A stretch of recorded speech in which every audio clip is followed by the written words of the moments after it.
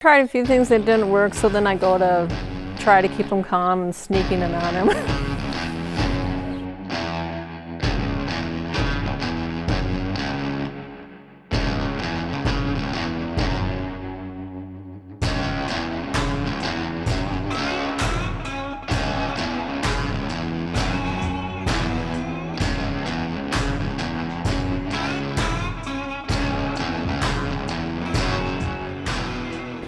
I'm here with Amy and her horse Gilly, and he has some issues with putting the bareback pad or putting the pad on. Putting saddle pad on, even floppy towels around him. Anything floppy, he's kind of like not sure of. So once you get the pad on, can you then put the saddle on? No problem. He's still kind of cautious with the saddle.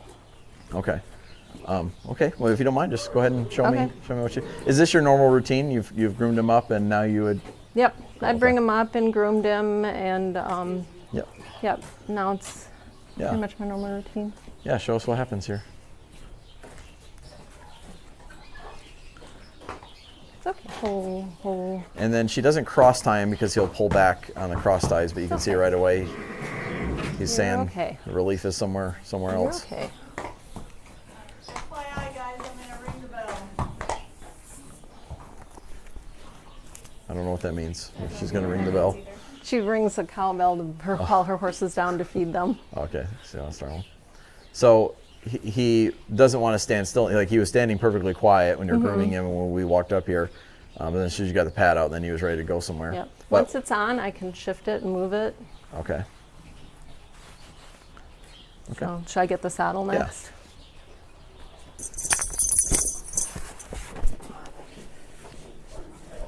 Oh.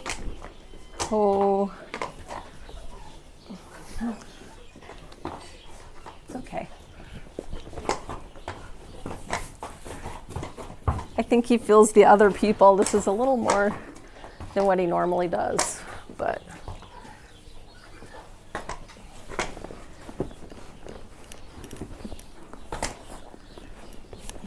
Okay. And then he rides fine? Once you get in the saddle, he's all business. He stands super quiet at the mounting block. Doesn't like cringe when you get in the saddle. And one of the questions to ask is, have you had him checked out? Like it seems to make sense to me that his back's probably fine because you're riding him and everything's fine. It's just the anticipation of it coming on as well. Yep, I've had him checked with chiropractor. Emily's worked with him. And so it's not a physical issue? No, he's just anticipating pressure. Yep. So from my perspective, what can happen is, one of the sayings that I have is I always say I'd rather be prepared than lucky. And what I mean by that is when a horse is green and learning something new for the first time, if you went to saddle them right off the bat without any preparation, like that could be scary to them, right? And then they learn to move around, and you could try to be real handy and go with them and stick with it until you can finally get it on, but you got it on, but they learn to move their feet and get scared in that process. And I don't know if that's what happened, but I just know that that can be a very common thing. I think, let me just check him out a little bit before we go to a specific saddle pad exercise, and go from there. Hopefully there's no surprises.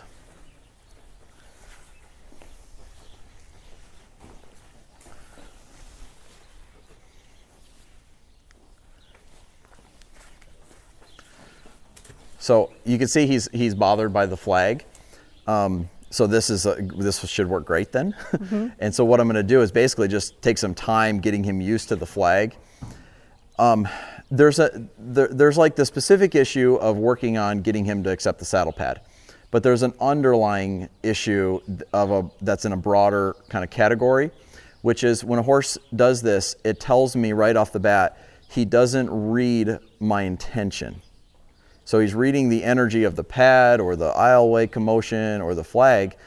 And what's interesting about horses is when they're foals, they can learn to connect with the mare and with the herd and synchronize with that. So if the herd gets bothered, okay, I need to get bothered and go. If the herd's calm and quiet and eating and sleeping, I can get calm and quiet, eat and sleep, right?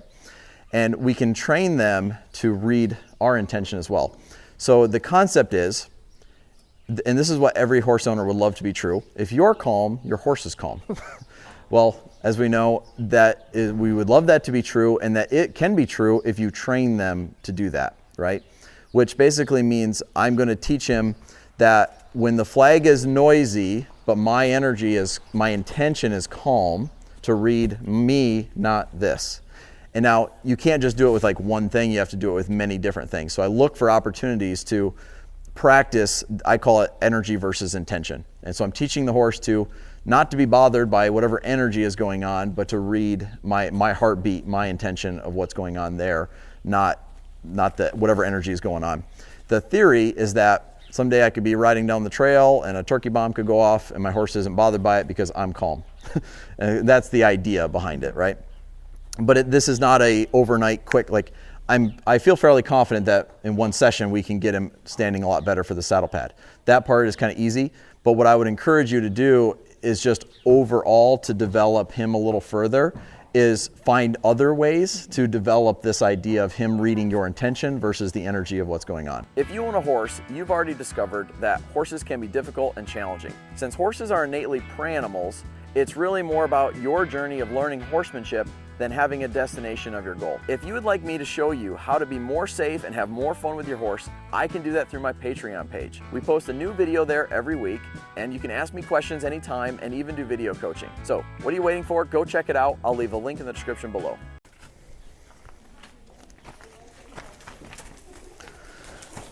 And I'm gonna do it my goal is not to have him be perfectly calm with the flag. He may end up being perfectly calm with the flag.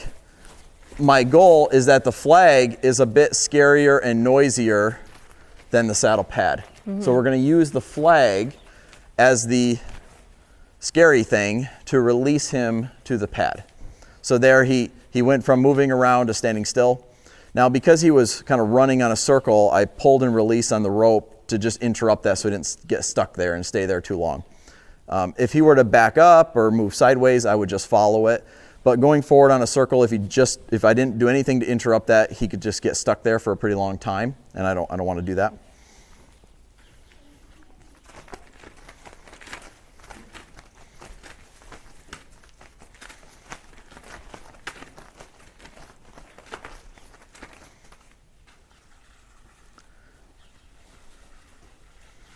And then the retreat that I'll use is I'll just walk away from him like that. He seems to connect to that pretty well.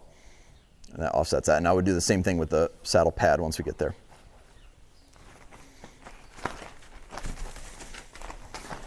But I guess part of what I'm saying is if my only goal was like, Ryan, you'll get $1,000 if you can pet the horse with the flag. Well, I would go slower and walk up to him and pet him with the flag. So the flag is a secondary goal. I'm using this as an exposure tool. Does that make sense? Mm-hmm. So I'm exposing a hole, which is that he's not reading me. Like notice, even though the flag is being really noisy, my voice hasn't changed. I'm not bouncing around now. I'm not doing anything dramatic other than the flag is being dramatic.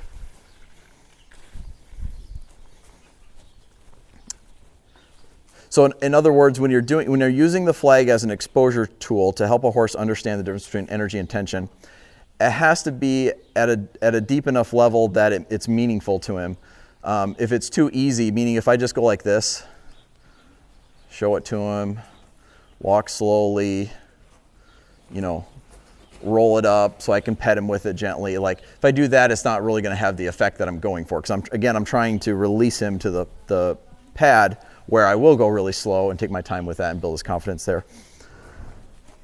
But a lot of people don't want to see their horse ever get bothered, and we have to be comfortable doing deliberate exposure. You know what I mean? Where we're doing something that is under our guidance, where we can have good feel and timing with it. What I hate to have happen is when I haven't prepared my horse very well and something else is going on that's out of my control, whether it's on a trail ride and some people start shooting their guns, or another horse getting bothered, my horse gets riled up, or the crowd clapping at some expo or something like that. That's when it's like, oh darn, because I don't have any say in whether or not they, I can't control that. Another great example is snow sliding off the roof.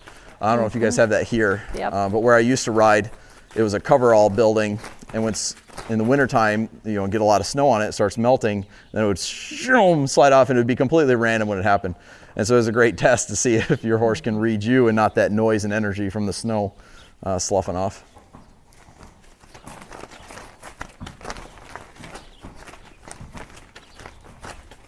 But that's why I would do this with some intensity and not just go super, super slow with it the whole time.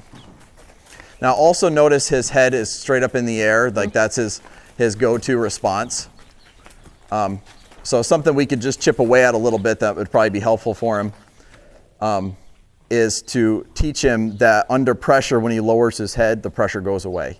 And that can be a really positive skill for a horse to have. There we go. That was a good little letdown.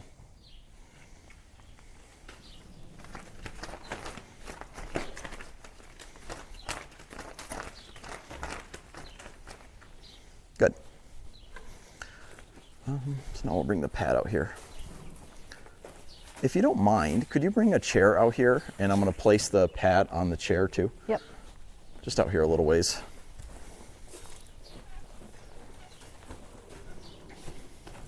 So now after just doing that little bit of exposure, that's good right there. Let's just see what his response is to this. Take some pictures. Give your phone, take some pictures. So he was still kind of thinking, back away.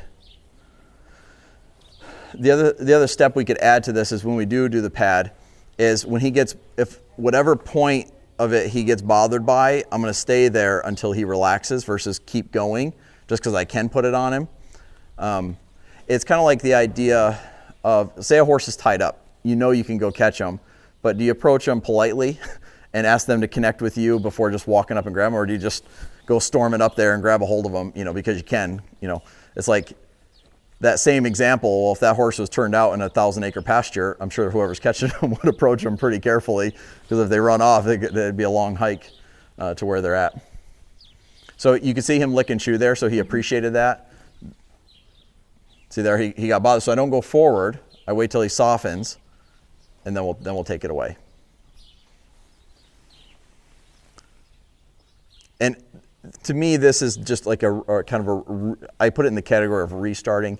It just means that in that starting process, it probably would have been ideal if a little more time had been taken here doing these kind of things versus just, he kind of probably, I got to make this up, I don't know for sure. It could be other things too. But I've seen this many times, and it's usually from the saddling is kind of being done to them instead of with them. With them is the way I'm trying to do it here, where if he isn't bothered, then we can proceed. If he is bothered, we'll wait for him to get a little unbothered, then we take it away. Versus just always going forward, pushing until they can do it.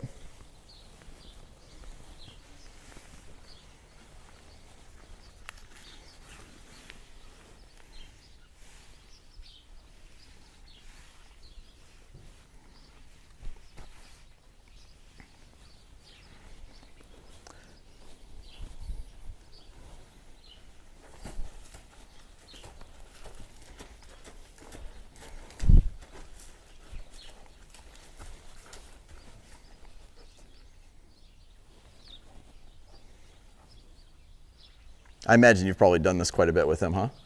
A little bit. Yeah. A little bit or like quite a bit?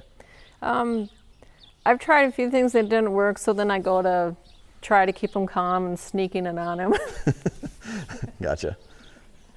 So the reason I brought the chair out here is that I'm going to kind of do a variety of different things with the flag, and then I'm going to bring him up here, and this will theoretically get quieter and release him to here.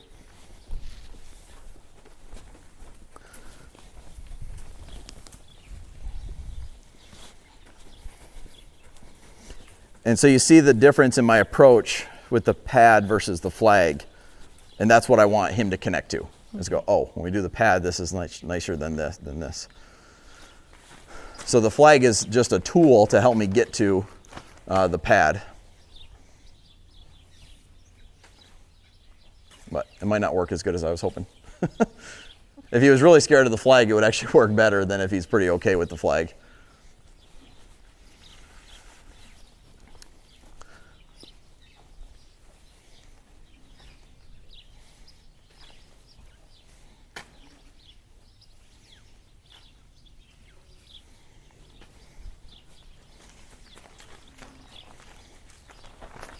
Let's have him connect to the head down just a little bit. So this is as simple as you start with the flag being noisy. I give him a chance to lower his head, and then I put a little feel on that until he lowers his head, then the flag goes away. It usually takes a few sessions for they'll actually put their head down with the flag before they connect with it. Now there it went down and then back up.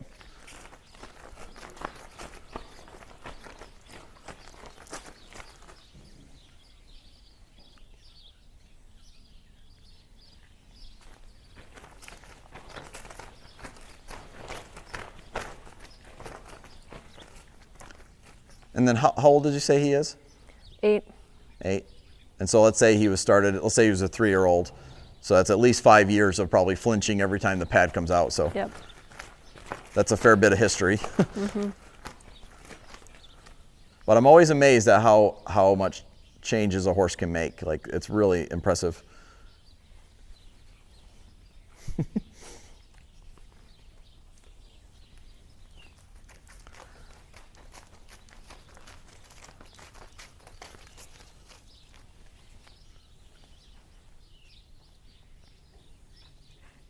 I like that. That's the first time he kind of looked at it with curiosity versus just brace and defensiveness. Mm-hmm. So I'll retreat and take it away there. So that would be like a bigger release, and you see him licking and chewing. So the first few times, those were like micro releases. I take it away, but then I can do it again. That one's more of a macro release where I just fully turn away, walk away, have him let down. And then part of the idea of having the chair out here with the pad is like, it's going to create a pattern that, okay, we do that. We go do something a little bit uncomfortable, then we come over here and try to do something a little slower, a little quieter.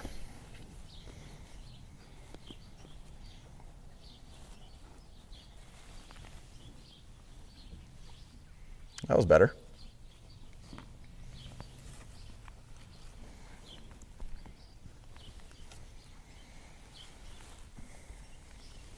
And because I don't want to sneak around it, instead of just placing it up there as softly as possible, this thing is so soft and light, I feel like I can kind of go like that with it.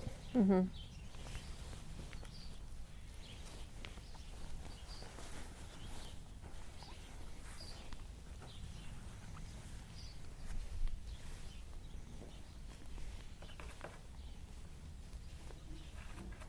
But I would say that was a little bit of improvement from the first time. Yeah. I tried.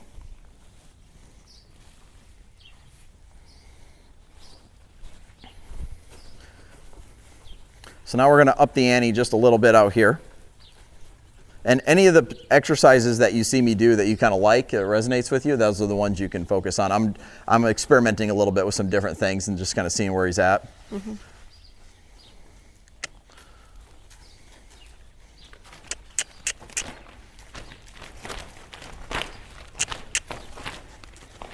So this one's strange because my intention is to walk even though the flag is being really noisy.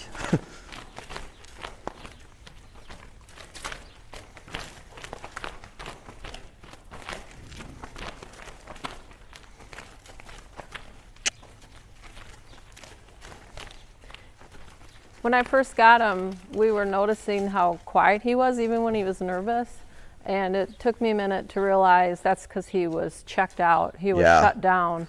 Yeah, we call that being more introverted. Yep. So they go more internal.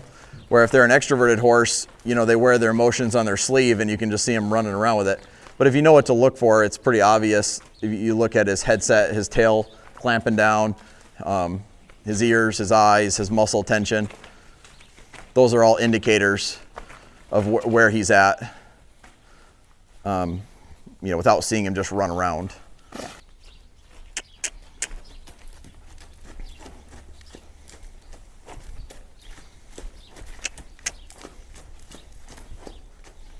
So now I'm going to ask him to circle with just a little bit more bend through his rib cage.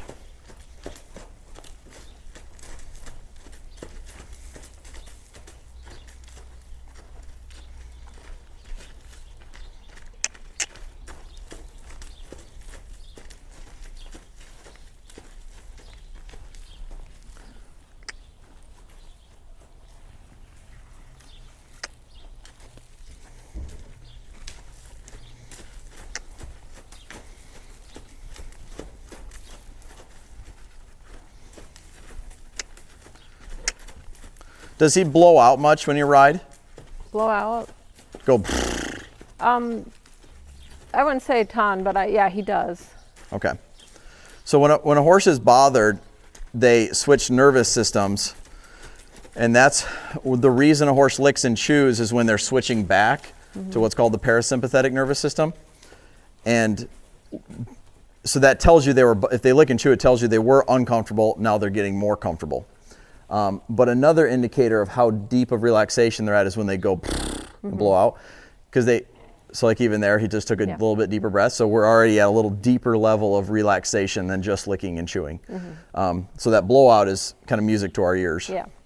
And I'm going to focus on just his left side here where most people saddle from.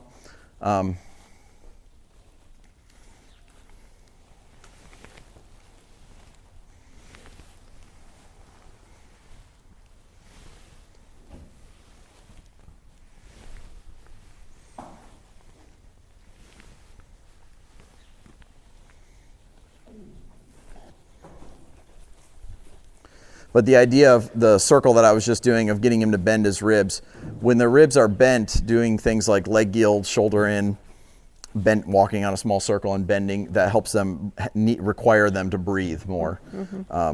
Same with just exercising them enough that they need to take a deeper breath.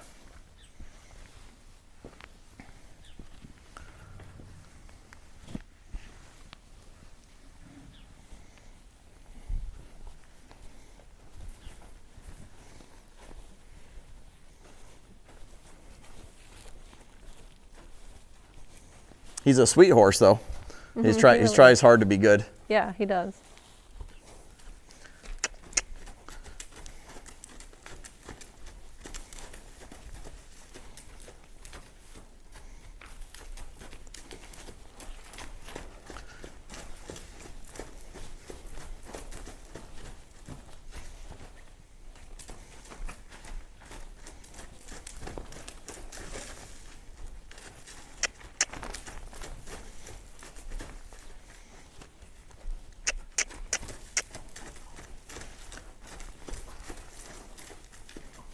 So again, we're just doing some things over here that are just a little bit more challenging than the pad, theoretically.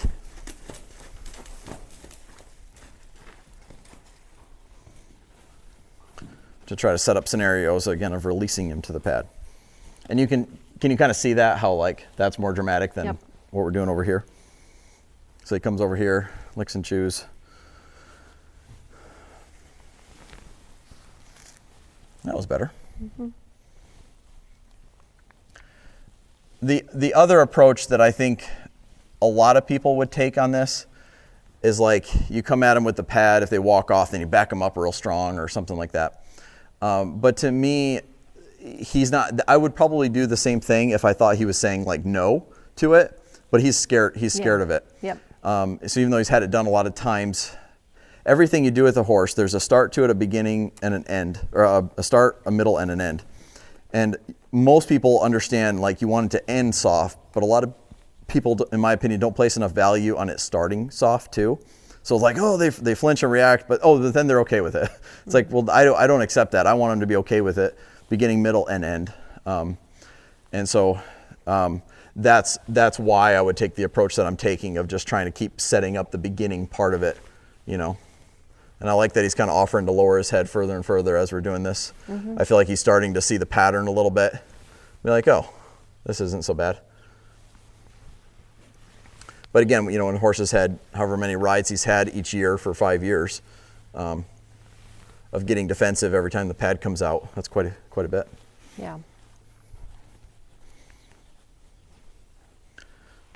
So you can build a strong pattern in a horse, good or bad, through repetition and low intensity, but a lot of reps is going to make that, it's going to take it from a little deer trail to a pathway to a road to a highway, right? The more reps it is. The other way to create a highway quickly is to have intensity behind it. You see there, he caught himself. He's like, I can't be bothered. Like, you're trying to scare me. Because I'm not actually touching him with it other than here, asking him to bend his ribs. But I'm touching him there instead of up high because the saddle pad is going to go up high.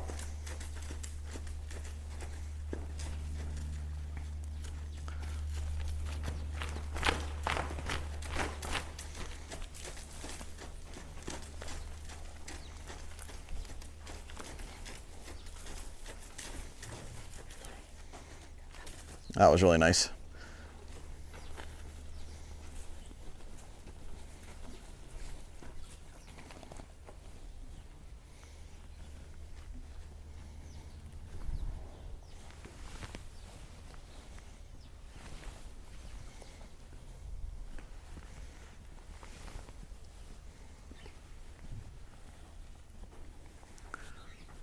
Getting the hang of it, huh?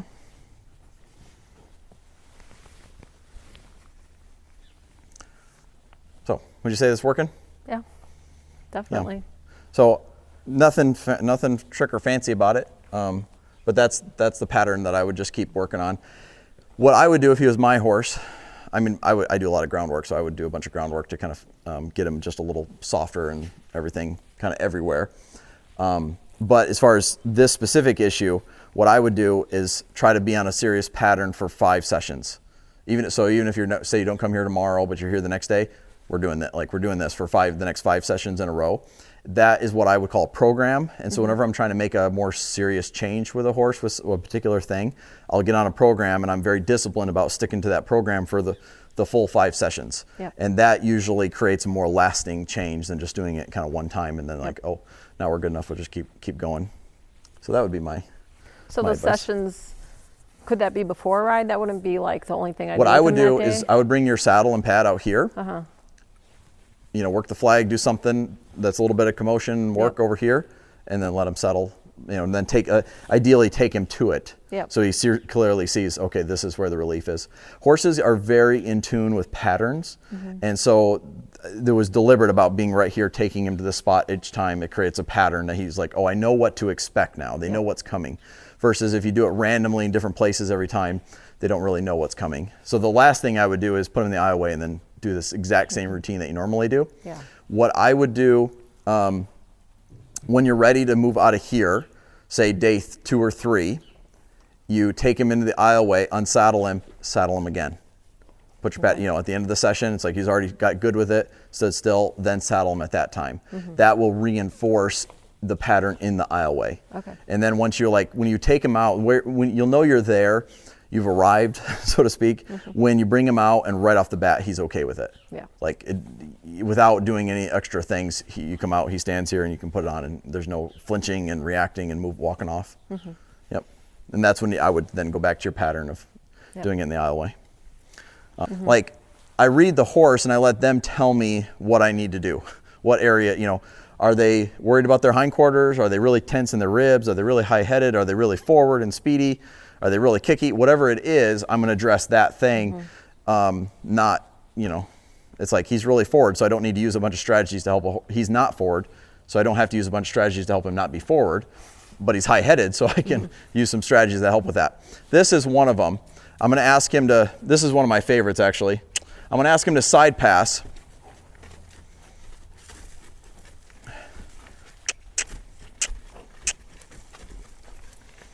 And the way he can get me to quit asking him to side pass is by side passing and starting to lower his head.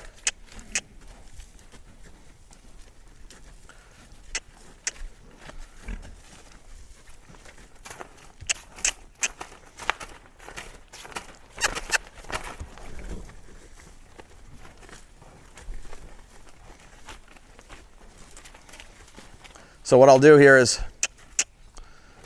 because he's having trouble just side passing, I'm just going to get closer and closer to him.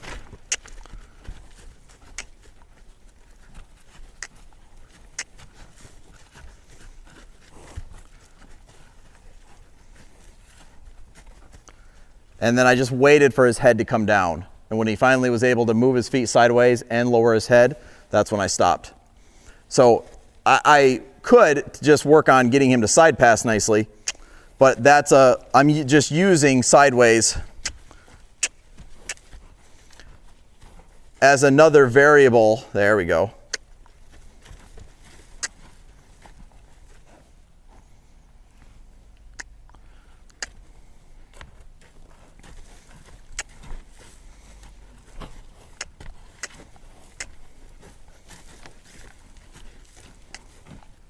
There.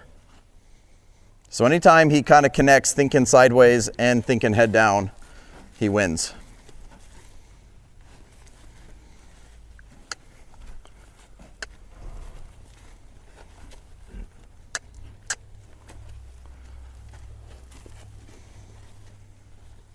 Let's do that a couple more times.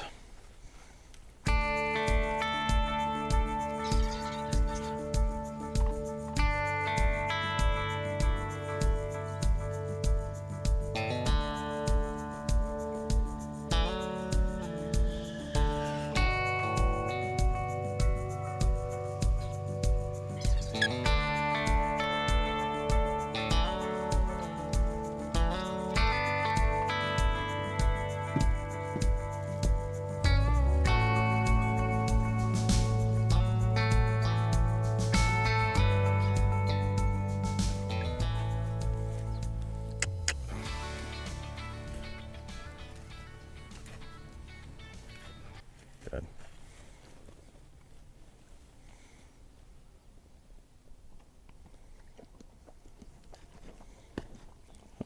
Nice softness there, nice lick and chew.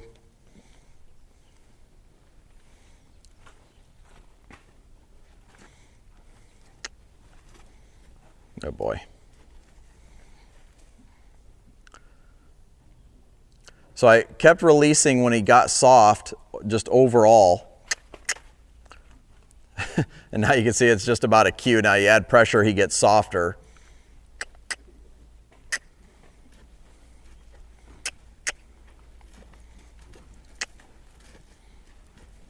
Because he'd rather be softer. I'm sorry? And so it wasn't, for me, it wasn't about the side pass. It was the side pass put him in a situation where he would look for comfort somewhere else. Mm-hmm. And when he thought about getting more relaxed and putting his head down, that's where he found relief. Yep. So it wasn't about side passing. It was about getting the head down. Mm-hmm. But you can see where he could really choose that then, in a different way.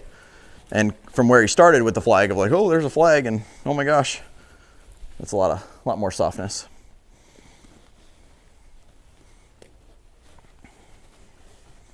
Oh, you're gonna leave, huh?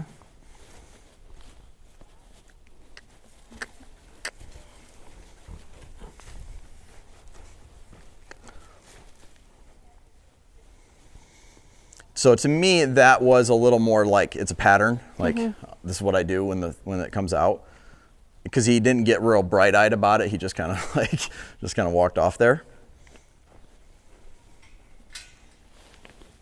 Also, I think because you were pretty comfortable having the rope down when you go to do it, and he kind of tends to walk off a fair bit, that could be a little bit of an indicator as well.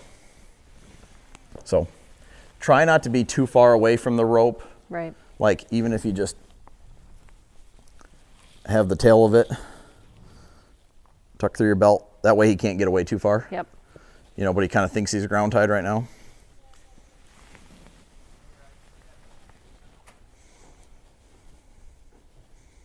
He's very light to the halter. It feels really nice. But he's also very intelligent. And so he very much figures out, like, that's why I say this last one, walk off to me was different. It was more of just like, oh, this is what I do, right, versus like, getting like the flinchy, like tightening up. Yeah, I agree. It was a softer walk away. Yeah.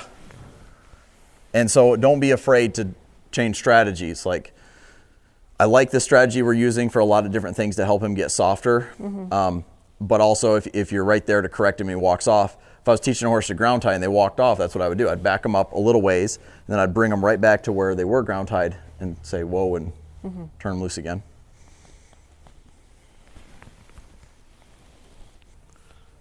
Yeah, there you go. I also think he knows when it's tied, like in the pack, it's like a pattern.